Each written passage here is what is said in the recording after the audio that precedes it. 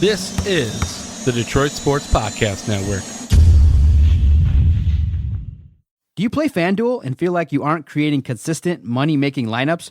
Go over to the DFS Doctors on Twitter at the DFS Doctors and DM them with promo code Detroit Sports to get a free trial for their analytically formulated 70% lifetime profit rate NFL and NBA lineups. The whole purpose of playing daily fantasy sports is to get out there and compete and give yourself a chance to win.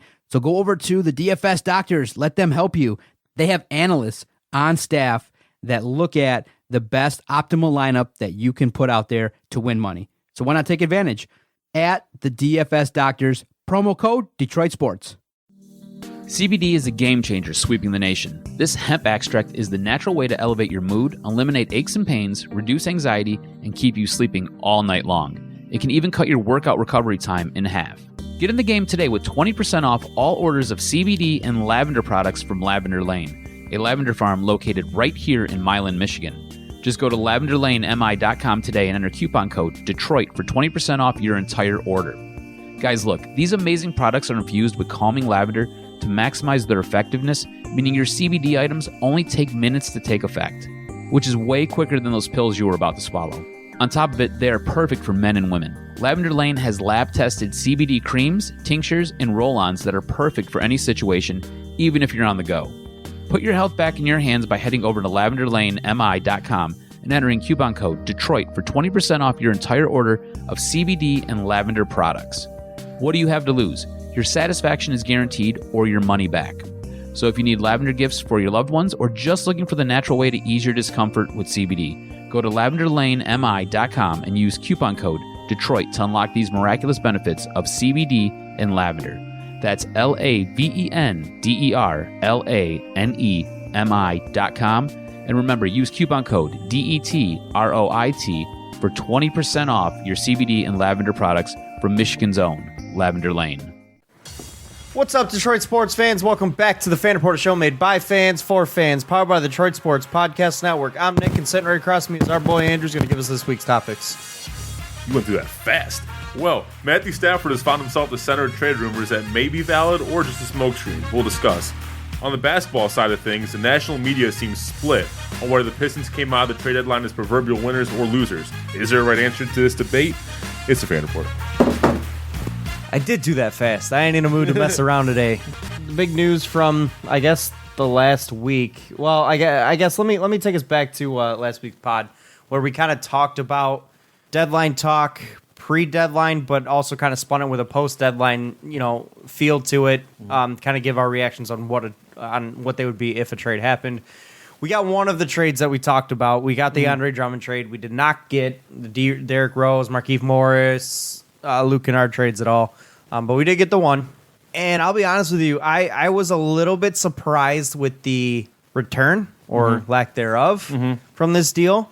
I mean, to be honest, I don't even think we speculated anything less than a first-round pick to be involved. Yeah.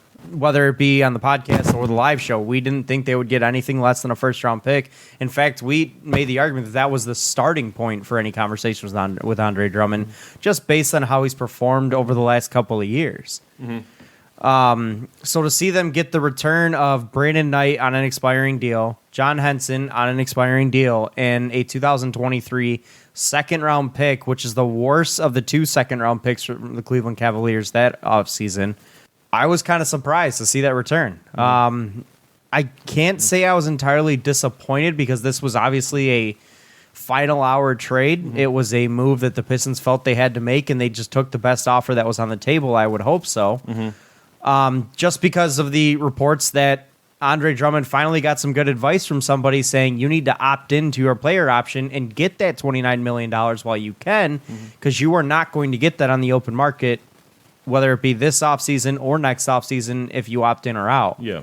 So get your money while you can, because you ain't going to get it anymore, because you're not worth that to teams anymore. That's increasingly evident now with the return that he got on the open market. Trade return. We'd speculate on the last podcast. Well, we'd been saying on this podcast, like, trade Drummond at all costs, basically. We've been saying that for over a year now. But when we were talking about, like, what kind of packages would we be okay with, every package we talk about for Drummond involved a first-round pick. We didn't go as low. First-round pick and an expiring deal. We didn't go as low as what we ended up getting. So, but here's the thing, though. Am I disappointed compared to what I know we could have gotten if we'd moved on this earlier and not waited till this year to trade Drummond? In that sense, yes. But am I disappointed overall that we trade away Drummond? No, because when I look at it logically, basically what we got back was we basically had to pay the Cavs to take that money off our books. That's basically and that's why we only got a second-round pick in 2023 instead of the Cavs actually giving us a decent pick or decent players. It was a pure salary dump, and that seems to be all that Drummond was worth by the time that this trade was done. I mean, you look at Clint Capella, who's a player that's almost as good as Drummond, and he went for Robert Covington, who's a solid player, but he's also younger and cheaper than Drummond. He's making the kind of money that I would expect Drummond to get on the open market at this point. The 18 mil a year area, 18 to 20 mil a year is what I would expect Drummond to get on the open market right now. He's not getting 29 mil. With the talent level of Capella and the lower-ish contract that he has, I would have expected more than Robert Covington return. So that's when I was like, maybe we're not going to get what we were expecting for Drummond. And then, obviously, well, once I saw that Capella went for Covington, I didn't think we were going to get anything more than that, to be completely honest with you, just because of the added fact that Capella is cheaper, he's younger, and he's got a little bit more of an offensive game to him, and he's probably a little bit better of an interior defender than Andre Drummond as well. Not as good of a rebounder. Drummond's arguably the best rebounder in the league, but regardless, rebounding is a skill that is not as coveted in the NBA as it used to be. Field goal percentages have gone up. The shot style has gone up. There's certain areas, certain skills in today's league are far more coveted than an elite rebounder, and that's what Drummond is. An elite big mound of rebound in the middle that can't stretch the floor it's an outdated style of player. Absolutely. 10 years or 15 years ago, that's a guy everybody wanted. A guy who can pound the paint, can grab a board off of any miss and make plays happen and keep the ball in your possession on the offensive end by being the best offensive rebounder in the league. Every team wanted one of those guys back in the day. Not so much anymore. It's not a player people or teams want because every team had one. Because at that point, but at that point, if you're almost playing 4-on-5 offensively with a guy like that, the center position has changed dramatically. It has. It's become guys like Kristaps Porzingis and Karl Anthony Towns and Davis type people. Right. It's become players like that who are able to stretch the floor, and Nikola Jokic is a great example of that as well. He plays point guard for that team some of the time. It's a different if game. Drummond can average like 5 assists a game, it's a different story. Sure. He'd have to be able to handle the ball like Nikola Jokic also. What I'm saying. If Drummond had that distribution ability that Jokic has, it's a different story. Jokic averages more than 5 a game, doesn't he? I'm pretty sure it's like right around 5 or 6 games for Jokic. I thought it was like 6 or 7. He's on my fantasy team. I should know this. You should. I love watching Jokic play. He's such a different player to it's amazing. 5.4. Okay. Oh no, that's for his career. Right now he's averaging 7. That's what I thought. I thought his number was higher. He's currently averaging 32.9. He's averaging 20.6 points per game, 10.2 rebounds a game, 6.9 assists per game, while shooting 33% from 3. God, that would be so nice. It's talk dirty to me. Dude, he kills it for my fantasy team, man. Jokic is such a good fantasy player. He's a great. If the dude could play a lick of defense, he'd be arguably the best center in the NBA. I personally think he's top 3 as is, but he'd straight up be like the best center in the NBA if he could play a lick of D. Lick of D. That wasn't even on purpose. Well, I walked into that one. So with the national media being so divided on, because I've seen sites that say that basically have declared us big winners for being able to get rid of Drummond, and I've seen sites that declared us one of the biggest losers of the trade deadline because of how low we sold on Drummond. Well, let's be honest. What are the Cavs getting out of this? They're getting a guy who's going to opt into a $29 million contract. I don't know, and that's going to hurt. I don't know why the Cavs did this trade. I don't either. I frankly don't either. Did they get the best player in the trade? Sure. Maybe Dan Gilbert and Tom Gores are really good friends, and he did them a favor. I don't know. But because maybe Dan Gilbert knows that the team's not a year away from winning and they can handle that $29 million contract and let him walk after that. This is the type of trade where I feel like I don't think there is a winner. I really don't, because the Cavs aren't going to get anything out of it. It's the only, and frankly, the Pistons get an incomplete at this point because you don't know what they're going to do with that money in the offseason. Because let's call a spade here. Detroit's not a free agent destination. It's just not. I know we've got the third most cap space as of right now going into this offseason, but what are you going to spend it on? I don't want to see us spend a ton of money on a Langston Galloway again, or hell, Charlie Villanueva, somebody like that. I don't want to see us spend that kind of money on that. Greg Swartz of Bleacher Report put out an article speculating on that exact thing. He said it's the title of the article, and this is part of, again, the divide. Every trade deadline's losers approach to 2020 NBA free agency. Right. And the Pistons are on here, and so the people he speculated, he started off with speculating on Montrezl Harrell, which I don't think the Pistons would go. He's a fantastic player, but it's the same type of guy, like a center who can't stretch the floor. And I love the energy he would bring to the team, but I don't know if the Pistons want to rebuild in the exact same mold that they were just building in. But it's a short center. He's 6'8". Yeah, but a couple other names that I did find actually intriguing. He threw out Brandon Ingram, and he speculated that Brandon Ingram would probably take a max contract. But my question to you is, do you think the Pelicans would let Brandon Ingram walk, or they match anything that anyone tries to throw at him? I really don't know. Just because of the fact that the presence of Zion Williamson makes Brandon Ingram a little bit of an interesting player here to watch for the rest of the year, because they play very similar positions. Yeah. They have very similar roles in the offense. So, and Brandon Ingram, who to the point of Zion Williamson returning, was having a career year and was seemingly finally hitting that stride that we've been waiting for him to hit. I mean, I don't know if they'd be willing to match anything, because would Brandon Ingram get a max deal? I don't know. I really don't know if he'd be worth max money. I think you'd probably be talking 20 to 25 mil, sure. But I really don't know if the Pelicans would be willing to match that, considering, what route are they going to go with their team here? Are they going to allow Ingram and Zion to play together from here on out? Is it working? I really don't know. I don't watch enough New Orleans Pelicans basketball to tell you that. But either way, I'll tell you right now, if you're looking at a guy like Andre Drummond, and he is one of your top 3 paid players on your roster, you will not win NBA championships. I can promise you that. He is not a player you can win with paying him the amount of money that he's going to paying him the amount of money that he's costing the Pistons and what would cost the Pistons if they had kept him and he opted into a contract. I would like to see the Pistons use that money to go after Brandon Ingram, though. I will say heck yeah. Brandon Ingram would be a great player to have on this roster. He's young, he's talented, he's finally hit a stride where he can be something, and he can be a top 2 guy on your roster. Absolutely, I would love to have him come here. A couple other guys that he mentioned here, Fred VanVleet, which I really don't think Toronto lets him go. I'd be pretty surprised to see Toronto let him go, but crazier things have happened. Lowry walks where VanVleet walks. I'll agree with you. Lowry's older. Yeah, exactly. And then, but the other name they threw out that actually I really do like a lot is Malik Beasley. He just got traded from Denver to Minnesota in that 4-team trade, and he was already good in Denver. And although he didn't get the most playing time, but he made the most of all the playing time he got. And then, and it's a small sample size in Minnesota right now, but he's been blossoming in his first few games in Minnesota. So I really like the potential you can get with a guy like Malik Beasley at the 2. I mean, shooting numbers haven't been the greatest for Malik Beasley. 11. I mean, he put up 28 points on 25 shots, making 11 of 25. I mean, that's not great. 5 of 14 from 3 isn't great. Game before that, 15 points on 5 of 12 shootings, not bad. Yeah.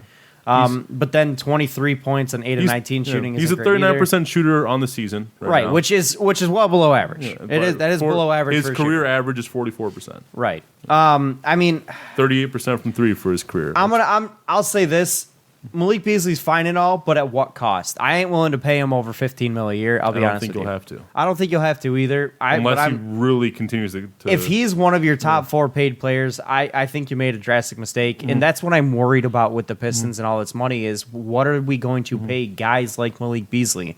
Are we going to give guys like that a ton of money to come play here? Because that's what it may take for some of these players, and that's what I'm concerned about, because Malik Beasley doesn't necessarily move the needle for me enough there.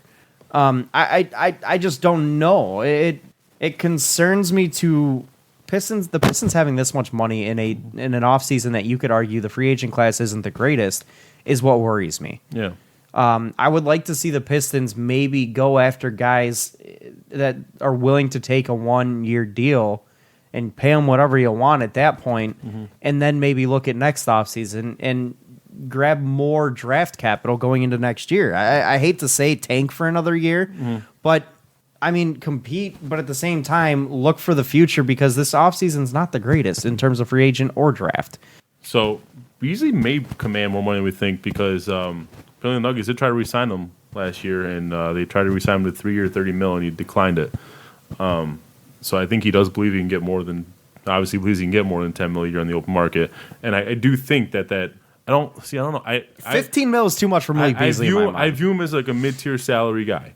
I do too, which I would put in the 10 to 12 or 8 to 12 range. And if he's already telling you 10's not enough, that worries me. That concerns me a little bit. Maybe he just didn't want to play in Denver. I don't know. He didn't feel his role was there, which is fine. I understand that aspect. But he's a guy that's been pretty vocally clamoring for a bigger role, right? And maybe that's why he declined a 3-year deal in Denver because he knew he wasn't going to get a bigger role with Jamal Murray and Gary Harris playing in front of him. Yeah. So maybe he does go after that 10 mil contract with another team, and if that's the Pistons, fine. I'll tell you right now, I ain't willing to pay him 15 a year though. Well, that's what I'm concerned the Pistons will do for guys like that. Yeah. Paying mid-tier guys an extra 3-4 mil a year, that's a lot, and that adds up quickly. Especially if you're signing them to 3 and 4 year deals, that's a problem. We can't have that, and that'll put us right back into a similar situation what we had with Understand Van Gundy, which. What did we get out of that? Yeah. 0 playoff wins, 1 playoff appearance, 2 playoff appearances where we got trounced out of both. I agree with you in that it's been a thorn in the Pistons' side. But of the 4 names that were just mentioned in this article, I do think Beasley's going to be the cheapest option. I mean, I feel what were the other 2? So Montrezl Harrell, Brandon Ingram, Beasley, and who else? Van Vliet. Van Vliet. Well, Van Vliet's going to be a max player. Yeah, I'll tell you that right now. I think Brandon Ingram, Van Vliet both approach max money. I think Harrell, the only reason he won't command max is because of the style of basketball he plays. Ingram, I'll be surprised if he gets max money. And really? the reason being, dude really hasn't progressed until this year. So I don't know that teams are willing to give him max money based on just 1 year of actual production. But boys, he progressed. He has. He definitely has. I think he'll be. I think he'll be close to a max deal, like 25 mil a year, 26 mil a year. But I don't think he's getting anywhere close to 30. 30 mil a year for a guy like that. I mean, that's probably super max. But does he have? Does he carry bird rights? I don't know. I'm sure the Pelicans probably have bird rights on him. I'll double check on that. But I'd just be curious to see what a guy like Ingram would get and how teams, maybe in an offseason like this is where he could, maybe it's a perfect offseason for him because maybe he could get a max deal because he's arguably the best player on the free agent market this year. Maybe that's why he'll get a max deal is because the other names out there aren't as good. But again, giving Brandon Ingram a max deal, fine. That's I'm cool with that. Van Vliet, I'd like to see him here. I don't know that I give him max money, even though he's probably going to get it. I'd probably give him max money too. They do not have bird rights on. No, okay. But Malik Beasley, I don't think I'd give him anywhere even close to 15 a year. He's just not a player that moves a needle enough for me to say. Because in all reality, I think he'd be a guy that would be your fourth or fifth best offensive option on your starting lineup if he started for you. So technically, they would have bird rights though. That's how bird rights work. If you're the team that he's on, you get the bird rights to him. No, is that how bird rights work? No, that's not how bird rights work. You have to be on it. It has to be. You have to play for a specific team for at least 3 years. You can have your bird rights traded, but I don't think he had bird rights traded, and I don't think it's on a rookie deal either. Coming off a rookie deal, you can have bird rights on someone. I think there's a bunch of rules and stipulations in place for how you get bird rights, and I don't think he qualifies for the Pelicans. I'll get you the example. I got right here. Non-bird, so you don't get bird rights if you spend a single year with the team. Early bird rights if he spends 2 years with the team without leaving in free agency. Full bird rights, a team gets a player full bird rights if they spend 3 years with their team without leaving in free agency, or doesn't have to be on a 3-year deal. This applies to players on a 3-year deal, players on a 2-year deal, followed by a 1-year deal, or players on 3 consecutive 1-year deals. So as long as he's been on the team for 3 years without actually leaving for free agency. Which he hasn't. Yeah. So, but that makes me wonder how bird rights can be traded then. Maybe it's a. How long was he with LA? So this is third year. Drafted in what, 2016?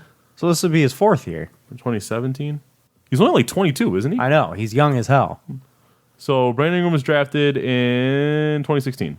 So this is his 4th year. So how does he not have bird rights? Maybe he doesn't. I don't know. That's weird. I don't know. I don't know. Either way, I mean, my top target would be Brandon Ingram. Yeah. I'd just be curious whether or not they would be willing to let him walk. Second target would be Van Vliet. Montrezl Harrell doesn't really excite me all that much, to be honest with you. I love him as a player. It's just not, it's going to be the same direction we're going. Right. He might be a little bit cheaper though, quite a bit cheaper actually. Because again, I don't think he commands anywhere close to the mid 20s that Drummond gets. I think he'd be somewhere around the 16, 17 mil, maybe 18 mil a year. But Malik Beasley's a guy. That's the type of player I'm scared of for the Pistons signing in the offseason, right there. Really? Yes, because that's the type of player the Pistons stereotypically consistent. Like, that's the type of player that they overpay to get here. They'll give him that 15, 16 mil a year when he's actually probably a 10 to 12 mil player. And doing that across a couple of guys really hurts your salary cap number and really hurts your flexibility to move him if you feel the need to. I don't like when the Pistons do that, but they do, and they do consistently, and it drives me nuts. So Montrezl Harrell actually hired Rich Paul as his agent just now. Interesting. Not just now, but like recently. He's getting 20.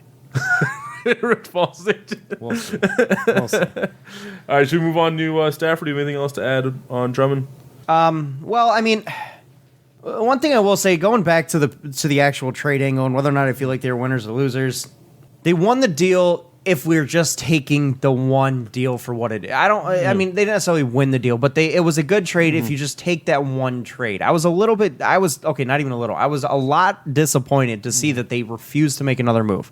No Derrick Rose move, which I think could have gotten you even a bigger haul than Drummond did. But did they refuse, or was it just really terrible market for I don't know. those players? I really don't know. I would imagine at least a team like LA, like the Lakers or the Clippers, someone would be coming after Derrick Rose full force. Like that's a guy I think they would work well there. Because Derrick Rose wouldn't be a salary dump trade. You actually want something of value, right? For and I would think that you would get something of value for him.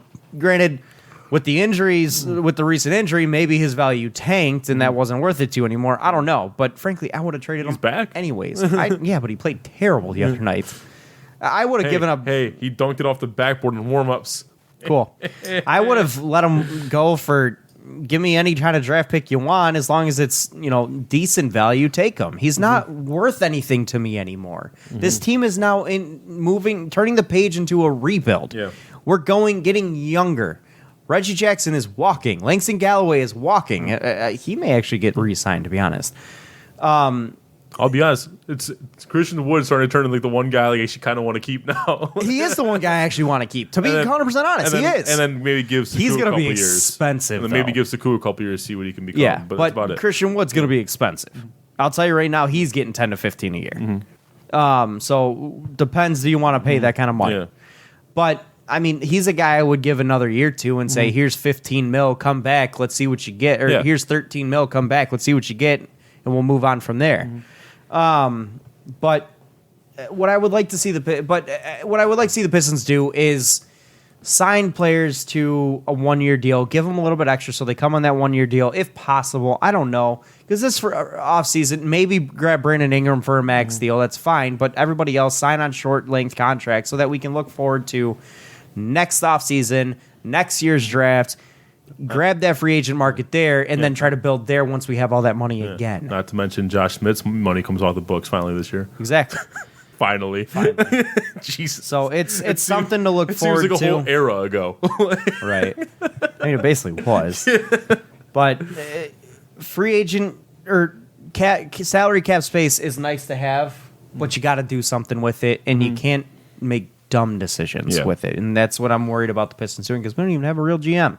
Stefanski's done a very fine job of getting the mess of the salary book of the contract books cleaned up, of the financial statements cleaned up. He's done a fantastic job of that so far. Don't ruin it. Yeah. Make smart decisions and don't overpay guys that don't deserve to be. So, but anyways, let's go ahead and move on into being in Detroit, you might have this. Believe me, I understand. But make sure it's the right player. Yeah, and that's why, in my opinion, building through the draft is so important for the Pistons, because Hey, we're well on our way. We suck now. Oh, they're bad. That Hornets game we went to the other night, Oh, that was Lord. honest to God, that was the worst display of professional basketball I have ever watched in my life. Like, you really felt like... How do you not put up at least 80 points in 2020? Like, it's so egotistic to say this, all, like, but, like, you really felt you go out there and actually do something. Like, Yeah, it was bad. Like, I could have hit a few shots, not gonna lie. It didn't look like either team was trying. It was bad basketball. oh, man. Oh my God. It was miserable. Like, I honestly, we were talking if the Pistons were even gonna hit, what was it, 30 by the half or something like that, or 40 by the half? Yep. Like, Jesus, They had, man. what, 15 points of the first quarter? Like, No, they had 11 after the first after quarter. the first quarter? They had Jesus 11. Christ. Because we were talking whether or not they were going to hit 10. It was abysmal to watch. I honestly, after the first half, I stopped caring about the game. I wasn't really caring to begin Yeah. with, but I stopped caring about the game and just started dicking around. I don't know. I mean, it was a throwback point total, though. Like, Yeah, the final except score- it wasn't because of hard-nosed defense. It was because, both teams just suck. oh my God, it was miserable. I've honestly never seen professional basketball was- be that terrible. It was the most open display of tanking on both ends that I've ever seen. And the worst thing about it is neither one of outtanked these two teams are even close to being the number one pick right now. Hornets are what, 3 games out? 4 games out? From the number one pick? Yeah. Are they? They only have 17 wins. Well, I guess, okay, so only a few games out. The Pistons aren't close, though. We're 19 wins. We're like 5-6 games out. Yeah, it's a lot. Well, when we only have to get to the top like 3 or 4 to get an equal That's shot. still a lot. When those teams are probably hit maybe 18 wins on the entire year, that's a lot. Well, let's see. NBA standings, real quick. Because the Warriors are at what, 12 wins? So, in the East, we're 4th from the bottom. So you got the Knicks. We have 19. Knicks have 17. Oh, hey, we wins. moved down a spot. Hawks have 15 wins. Cavs have 14 wins. What do the Warriors have? In the West, the Warriors have 12 wins. Yeah. Timberwolves have 16, and that's all that's in front of us. So we have 5 teams in front of us. You got the Timberwolves, the Warriors. Oh, I just lost. How many wins are we from the top three? Timberwolves, Warriors, Knicks, Hawks, Cavs. The only teams in front of us. How many more wins do we have in the top three picks? Okay, so let's see. Because I think you need to be a top three pick to be considered in a good spot for the number You one. need to get so 15 wins. Who is the Hawks? Would have the number 3 pick right now. We're So at you're 19. 4 wins, but yeah, games. good luck because 4 they may. games, sorry, 4 games Because I'll be back. honest, I don't even know if the Hawks hit 20 It's wins. actually this year. technically 3.5. Okay, I don't know that the Hawks hit 20 wins, so you got to basically lose out. The Hawks may hit 22 lot wins. of You literally basketball. can't win more than 3 games. There's a lot of basketball to play, and I think There's 30 are games. bottoming out at this point. They are. They may be outside of the Warriors the worst I will roster in legitimately say I basketball. think the Hawks have a better roster than we do.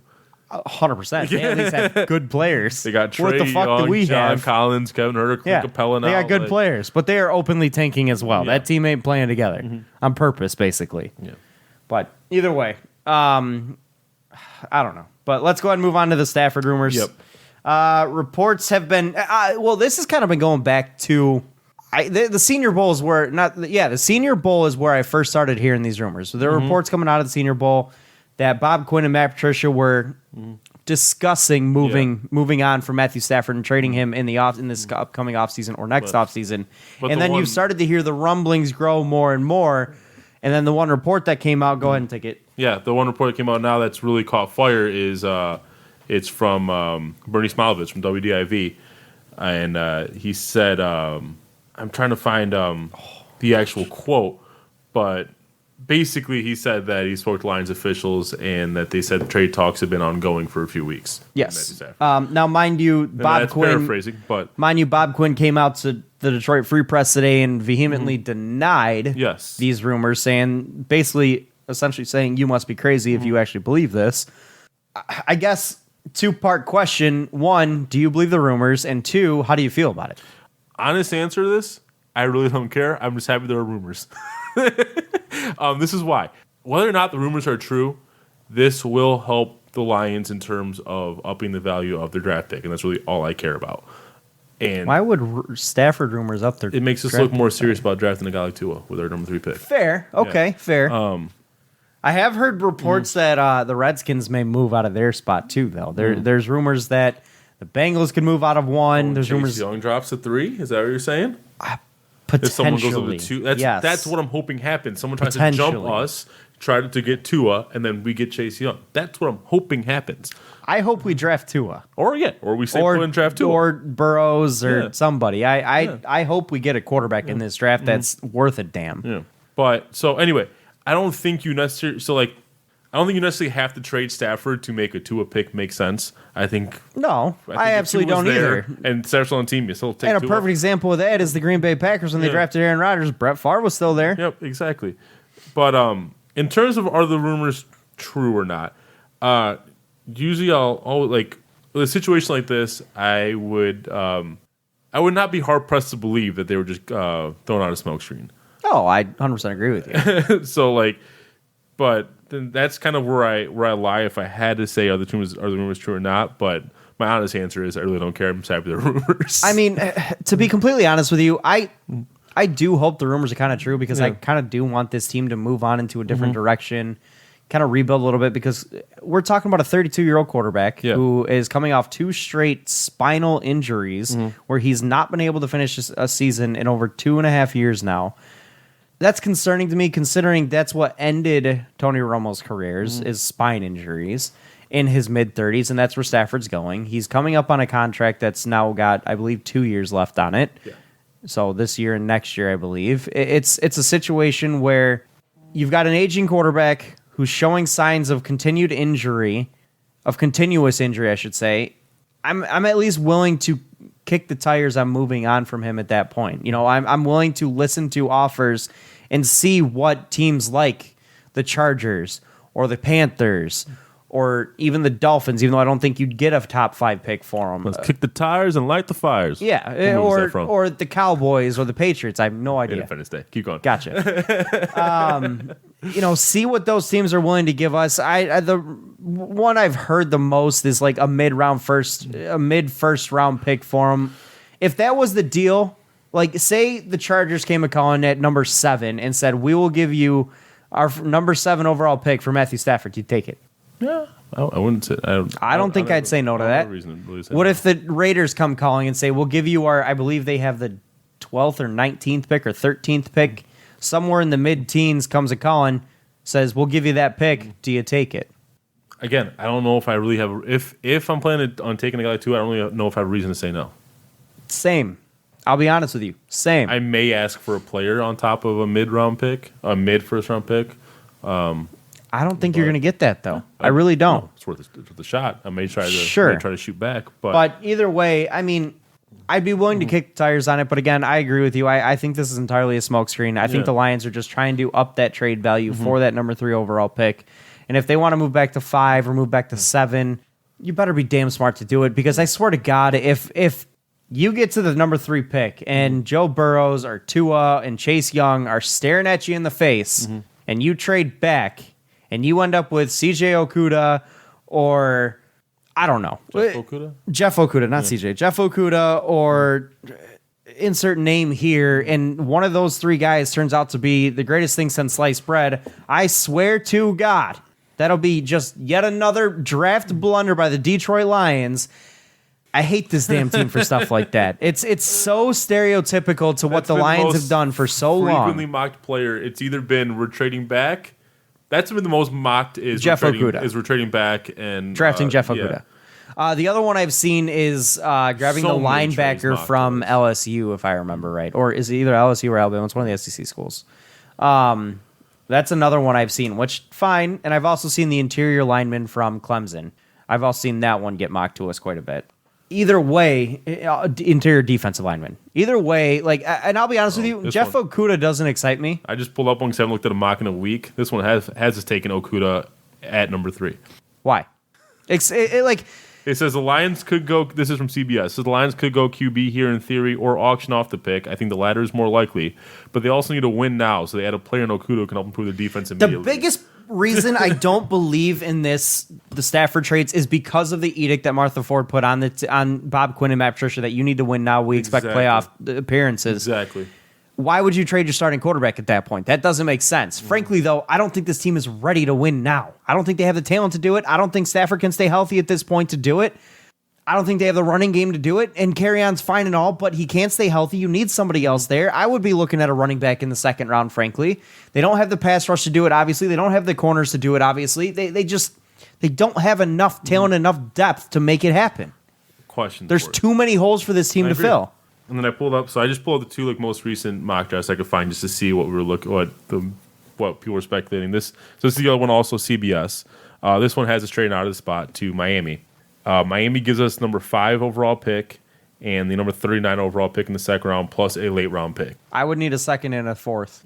I would so need this to would not take be that. Enough for you to trade back. No, I would need to maybe 2 spots, maybe. Depending on how the draft's falling, but I would probably need to get a second and a fourth, or second and a third from somebody like the Chargers or even Miami. I would like that to move out of that spot. Yeah, because if the Lions are really targeting Jeff Okudah, that this trade makes sense because they'll get him at 5. Right, they'll get him at 5 no matter what. Because I don't think the Giants are taking him. I just hope they're not targeting Jeff Okudah. That's all. Okay, Jeff Okudah is a very fine player and a very good cover corner if you are trying to win now. Yes. If you're telling me that Darius Slay is staying and you're not paying him $20 freaking mil a year. Wonderful. Fine. Do it. That means Justin Coleman can move back into the slot and you got Darius Slay and Jeff Okudah. That's great. This team can say they're trying to win now, but there's no way you can convince me they're ready to try to win now. No, exactly. They're not ready in my mind. But again, that also talks about the Darius Slay rumors that are going around. He wants to be the highest paid corner in the league. Are you willing to pay a 30-year-old corner that much money? And my answer is hell no. Yeah. Corners after 30 take a shit.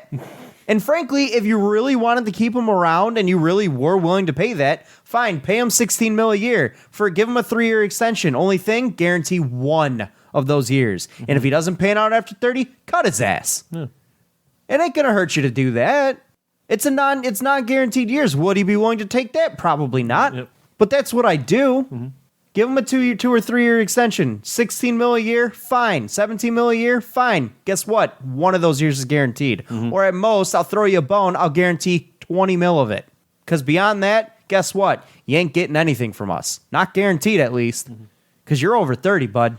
You're going to decline very quickly. So one final direction I want to take the Stafford stuff. So Omar Kelly. Who's Omar Kelly? That's a good question. Omar Kelly is an NFL beat writer. So he tweeted out, by the way, people are misinterpreting this whole Matthew Stafford thing. You need to ask yourself if he wants to continue playing for the Lions and specifically Matt Patricia. That's the important question. Players have leverage and influence, especially quarterbacks. I just want to get your 2 cents on that before we sign off. I mean, I don't necessarily buy into that really because I don't think he's ever really shown a want to leave the city of Detroit. But the whole rift between players and Matt Patricia has been an eternal rumor since he's been It has. However, you also have to understand that this past season, Matthew Stafford played some of the best football of his career before he got hurt. Agreed. And if that's going to continue to happen for Matthew Stafford, why would he want to leave? Because if he's going to continue to play great football for the Lions, I get not wanting to play for a coach, and obviously Kelly Stafford isn't doing anything to calm those rumors down that he's not happy here. With her Snapchat or Instagram story today saying, I'd stay in L.A., with that whole thing, because there was an article posted out there that the LA Chargers would be the top destination for Matthew Stafford, and she's all for it, apparently. She said, basically took the picture of the article. The article is 3 most likely trade destinations for Matthew Stafford at the Lions draft QB. It's by Max Staley. I believe it's FanDuel that posted it. And she basically wrote over it, well, if Detroit is done with us, and then she blurred everything out except for number 1, the LA Chargers. It said, I would stay in Cali. Yeah. So maybe there's rumors going around there. That's fine. And maybe he does want to leave. And if that's the case, fine. So be it. Maybe this team it's time to rebuild this team. That's fine. But frankly, guys like Jeff Okudah and Darius Slay, I don't value corners that way. I don't think cornerbacks and wide receivers are the difference between you winning a Super Bowl and not making the playoffs. Like I just don't. Yeah. Because if you got more holes than that, and cornerback or wide receiver ain't gonna make a difference for you. Frankly, pass rushers, quarterbacks, linebackers, that's who make the difference. That's who make you from a good team to a great team or a bad team to a good team. That's who I'd overpay. So Darius Slay, I ain't overpaying for. And frankly, I've been even hearing rumors now that they could be trading him this offseason. Yeah. Would you take a first-round pick for Darius Slay right now? Hell yeah. Absolutely, I would. 100%. But What I would like to see the Lions do, frankly, if I were running the Detroit Lions and I got an offer for a top 10 pick for Matthew Stafford straight up, yeah, I'd make the trade. And I don't have a win now edict, frankly. Yeah. If I'm not trying to fight for my job and need to make playoffs to keep it, I'd trade him for a top 10 pick. I'd draft Tua Tagovailoa, and then I'd turn around and draft whoever the hell's the best player available at the next spot. Yeah. Chargers come and calling, we'll give you number 7. Here you go. Take it. I'll draft BPA at 7. I'll draft Tua at 3.